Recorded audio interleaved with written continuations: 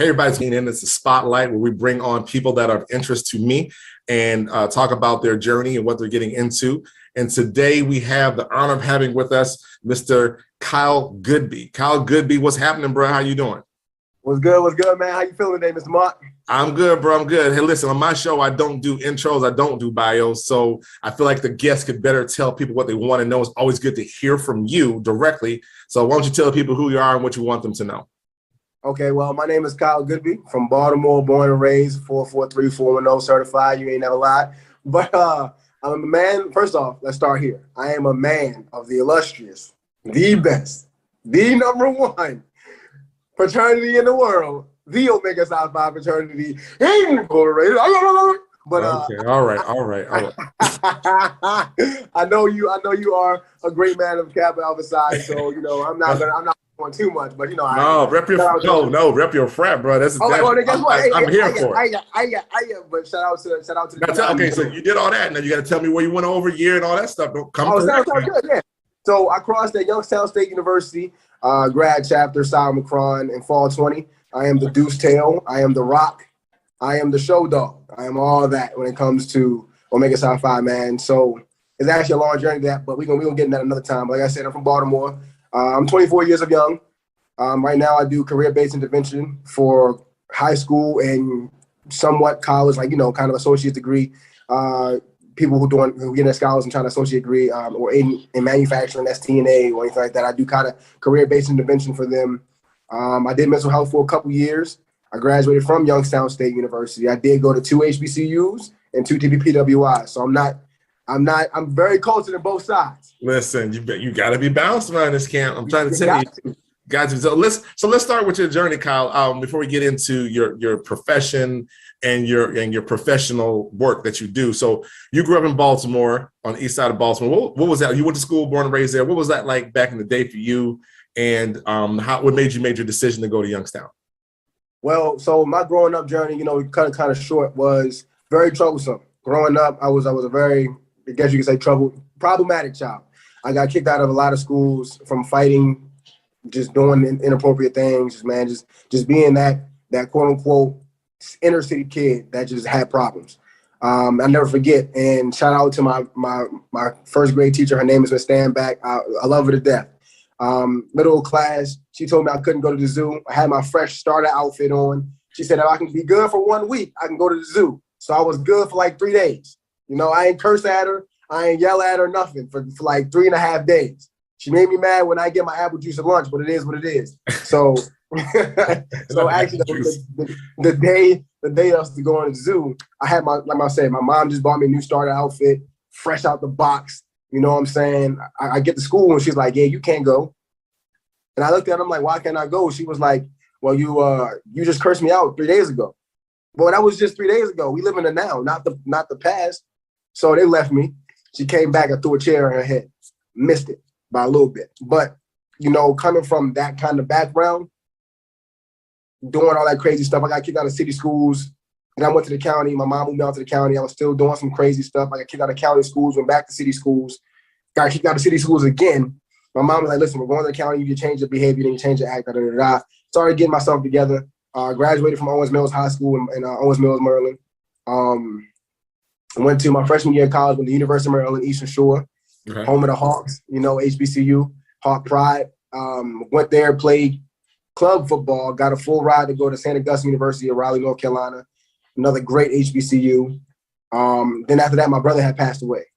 I skipped a lot of things, but I guess you can sum all that up to say I changed my life for the better.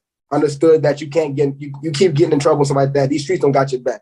So I realized that at a very young age when I'm gonna be honest and be transparent with you. Man, I was selling some stuff, almost got shot.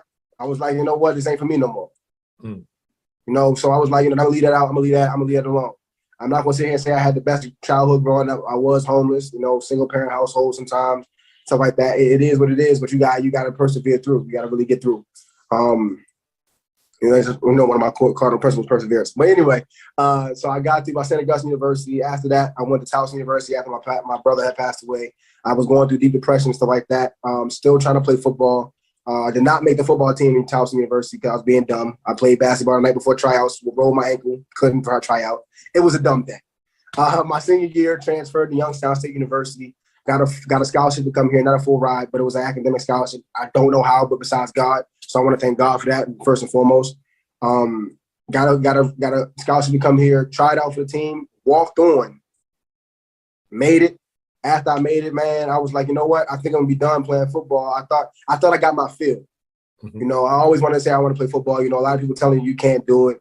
You can't do it. You're not that good. You know, you good for Baltimore, but you're not good for NFL. You're not good for professional. So all my life I've heard I'm not that good. So I'm like, you know, I want to be that inner city child that grew up in the city, had that crazy background, that backstory for all the guys and girls that was trying to do stuff like me, want to be professional something, and just was like, you know what, I can't do it because no one thinks I'm gonna be able to do it. I made it. By God's grace, I made it. I tried out in Florida for the FCF, you know, Professional Football League, fan control football, where the fans get to call most of the plays. You call everything on offense. On defense is something different. But on offense, y'all draft the players, all that good stuff. Y'all do it. It came out a couple years ago, and it's been doing numbers ever since. I tried out. I'm not gonna lie to you. I went there nervous. I don't know what, man. I'm coming from Youngstown State University. It's not like no Alabama. It's not Georgia. But I get there, funniest thing ever. I walk in, guy had a Tennessee Titans jacket on. I said, dang. Guy had a Clemson hoodie, Alabama backpack. I'm like, man, I came from Youngstown State. I ain't knocking it, but geez, y'all coming from Tennessee, Texas. I'm like, y'all coming from D1. And I ain't gonna lie to you, at first I got there and I was kind of nervous. But I knew that I put in work, you know, behind the closed doors, forget social media and stuff like that. Like social media cool and all that, but behind closed door, I really put in work. You know, you really define your character, what people don't see on the outside. Anybody can see what you can do on some Instagram and social media. That's a good 16 seconds worth of whatever you was doing. I can pour water on my head like I'm sweating. It's what you really doing behind those closed doors to put you in the forefront. A lot of people don't understand that professional athletes or athletes in general is game day you, and then it's preparation you. You got to prep to get the game day. Mm-hmm. Mm-hmm. The fans get to see the quote unquote perfection we've been putting into. They don't see the 6 days of grind, sweat, blood, and tears of making sure it's perfect just so y'all can watch it. You know what I'm saying? So anyway, I get back to my story. Went down to try out, and man, like I said, I was nervous. Thank God, you feel me? The Bruz was there. So I got the commissioner, he's the Bruz. The head strength and conditioning coach, the Bruz. The assistant head strength and conditioning coach, the Bruz. So they saw me walk in, my hoodie on. They was like, "Oh, you're the Bruz." I'm like, yeah, I'm the Bruz. He was like, "Man, come, what's good, man? What's good with the Bruz?" I'm like, "Oh, okay." Calmed me down, got out there, did my thing, and like the camera was drawn to me, man. So they was like, "But we like who you are." He was like, "You kind of undersized." He's like, "How tall are you?" I said, 6 feet. He's like, "How much you weigh?" 220. Like, position? Linebacker? No. We're gonna put you at DB. But I was like, "Coach, I ain't gonna lie to you. I ain't got the hips for it. I'm gonna keep it real." He was like, "All right, we can see if we can change you in between." So I played hybrid down there, had an amazing time in my life. And like I said, because the cameras were so drawn to me, they gave me my own TV show. Oh, wow. The whole year, it was called Running Back with Bach. Man, I had my own TV show every Monday night at 7:30 on Twitch, live stream. It was like one of the #1 shows on the network. Mm-hmm. And it was me going back and forth with athletes about how they did in the game and what they felt about the game, stuff like that. But once again, it was another opportunity that God gave me because of the person that I am, the stuff that brought me, the hell that I went through, put the light into what I did when I came on the field and what I did on the TV. Mm-hmm. So that's kind of like, in a short story, how my journey kind of came about. I'm exhausted. You've been all over the map. You've been all over the map. And listen, man, first of all, that's an amazing a story. Thank you for sharing, because, we're talking about off the bench and our moments and our opportunities. Like you said, they don't always come, right? And then if we ain't ready, I've been heard to say the opportunities don't go away. They go to the person who's most prepared. So, you know what I'm saying? You kept grinding, kept doing your thing. I love what you said about doing it while no one's looking, or, move one out the ball, right? You move and nobody's watching until the ball hit in your hand. What you gonna do with it, right? You said you're hustling, you're grinding, you get these different opportunities that God sent you on this journey to put you there to do this particular thing. And then when you get somewhere where you thought you was all by yourself, here come the Bruz. Yeah. You know what I'm saying? And that's the beautiful thing about this Divine Nine thing we run with, is that you can go pretty much anywhere and find someone. Had there been some Kappas in the room, we would talk to Smack, but like, bro, we're going to help you out. You know what I'm saying? Because at this level, it's like, we know what we know and don't nobody else know what we know, but I got to make sure you good because of your commitment to your org, right? That's how I feel about it anyway. If I see a Q Alpha, whatever, and I'm in a spot, I'm like, yo, let's come here. Let's make sure I got you good to go. So that's always a good thing, and help you calm down. And then you were able to do your thing and then, stuff perform. So that's just cool now. So now you said your degrees in what? You said psychology, sociology? Yeah, psychology, social science. Social science. And you working in that space right now as well, right? Yes, sir. And what do you do there? I'm a career-based intervention specialist, kind of coordinator for Academy of Urban Scholars and NCUS Tech here in Youngstown, Ohio. In Youngstown, Ohio. Bet. I love it. So that's just good. So now that you are in this space and doing these things, what's your word of encouragement, your drive, passion for kids who look like you and did what you did, because you see it, right? In this space, you see what you came from. What are you saying to them? Man, I think the biggest thing I want to let them know is don't give up, for real. No matter what nobody else say, and I know it's cliche, and I know everybody say it, but really, you really cannot give up. When everybody else has doubts of you, it's the person who looks in the mirror every morning. That's really the person that you got to believe. That's the person that really matters the most. Not everybody else. Rather it's your parents, brothers, sisters, cousins, best friend. Oh my God, it was my boyfriend. Any of them. Mm-hmm. For real, it's the person that you look at in the mirror when you wake up in the morning, when you go to sleep. That's the person who has control over your body. So you got to let that person know and make sure that person's hard of hearing when it comes to anything negative. And let that person know, like, yo, you got this. Yeah. For real. Mm-hmm. Anybody can do it. That's what's up. And I think, too, that, that we have been equipped by our journey for said task. Yeah. You telling those kids that versus me telling those kids that, I hear you. And then you're like, no, you need to hear me. Yeah. There's nothing you can't tell me that I don't know, right? Because I have been in this space. And so therefore you have that, I guess, to call street cred, and they're going to hear you a little differently than me saying it. I got some, but you got more, and you're more relevant. You know what I'm saying? So everything that we've gone through and our off the bench moments sets us up to do something greater, right? And let's say the opportunities come, and your diligence and your focus, man. I'm just so excited for you. I don't know much about the FCF. We can get into that right now because that was drawn to. I was like, I talked to your mom and said, what is this? I was like, I'm looking for it. Is that like the TBT, the basketball tournament? What's going on with this? So as we shift a little bit, talk to us about, and the fans, we can follow you and become fans of you. What is FCF and what am I watching? All right, so FCF is basically, you ever play Madden? You ever heard of Madden, the game? Yep. So it's like Madden and NFL in one. Okay. So you always wanted to take control as the fan. Like, I've always been in football games, NFL, like, it's 3rd and 10. Why they run the ball right here? Why didn't they just throw it? Well, okay, how about this? Since you're so good at coaching, you become the coach. Be real. You become the coach. Since you're so good, you're going to become the coach. So fans is called fan control football because fans have the control of what happens. Fans get to draft players. Every Wednesday night, there was a draft. Fans, you get to pick who get drafted. Oh, wow. Hey, I like this kid. He ran a 4.4 flat. Okay, bet I want to draft him this week for my team. Fans vote him. Fans get to watch practices, see the defensive play because they vote for defenses as a whole. Hey, I like that defensive squad right there. I love that squad. I'm gonna vote them. Fans vote for us. After fans vote for us, we have the man up challenge. So it's 1-on-1 to get power ups and stuff like that. So it's like, it's football, it's real football with a twist. You want to have fun, keep the people interested. So one-on-one challenges, and after the 1-on-ones on that Saturday and Sunday, we mostly Saturdays though, we have our game night. It's game time. Cool. Fans come out. I ain't gonna lie to you. There's no experience like it. In the NFL, you get to see people from a mile away, right? Okay, cool. Fan control football, you're right in their face. I had fans literally come hug me while I'm walking out, dap me up while I'm walking out, smack my helmet while I'm walking out, like, let's go, kickbot. And I'm like, yo, can I focus, dog? Like, I kind of game. But where fans literally control almost every aspect of the game. Literally. It's like y'all pick the players, y'all pick the plays. Y'all pick who's the best player of the week. What's the best play of the week? Anything. Y'all tell us what we do, and we act what you want out in the field. The only difference is human error. So that's the fun of it. You pick the play. I want y'all to do double slants. But you don't know the corner might press the guy.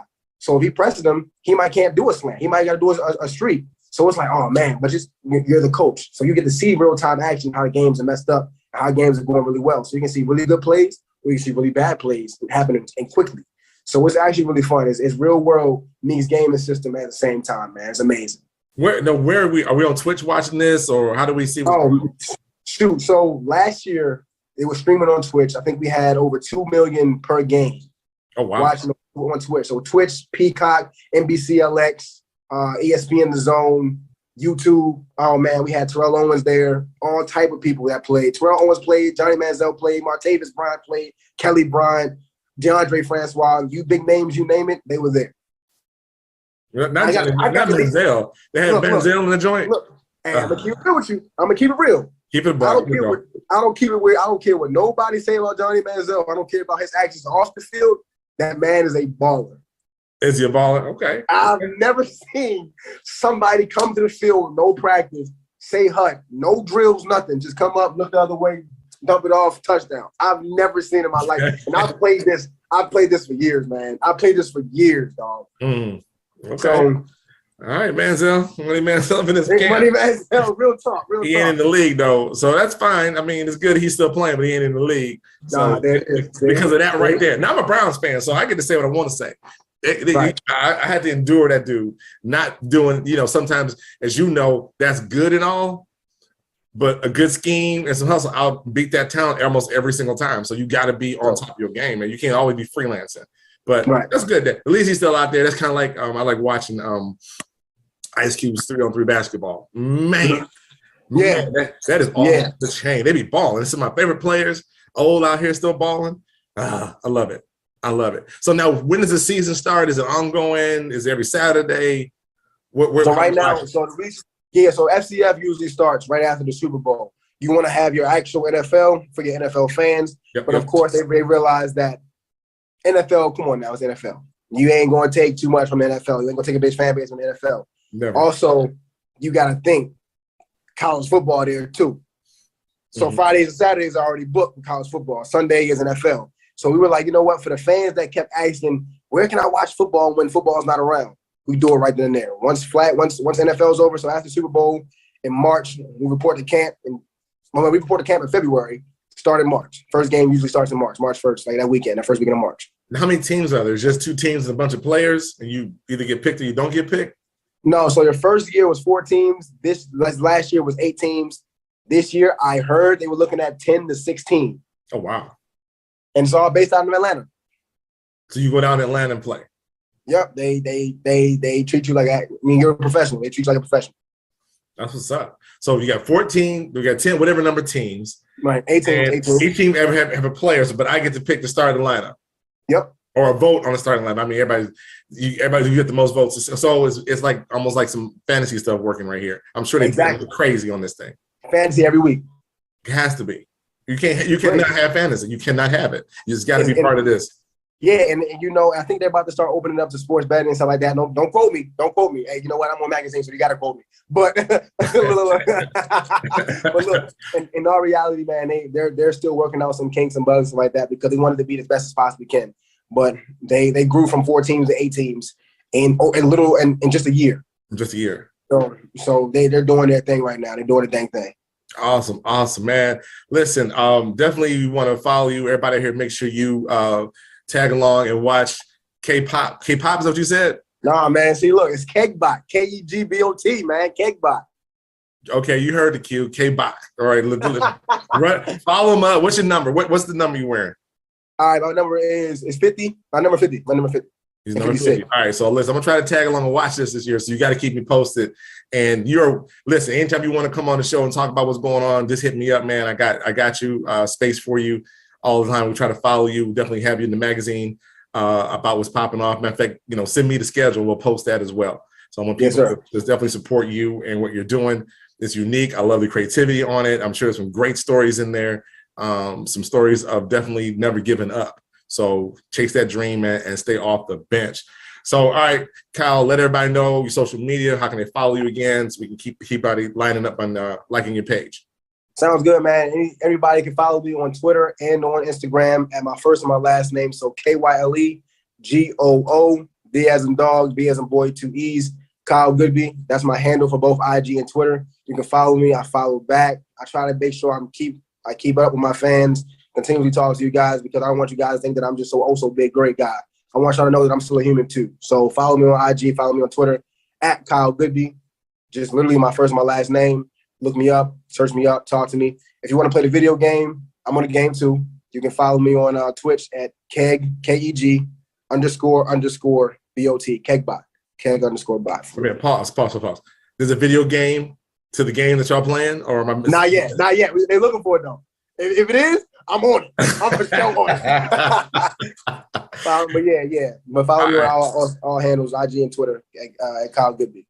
All right. Hey, Kyle, I appreciate you again, man. Shouts out to you and doing your doggone thing over there in Ohio. And we will keep up with you, man. So thank you for coming on to the platform. And as always, if you can reach your dreams with a step ladder, then they're probably too low. I'm out.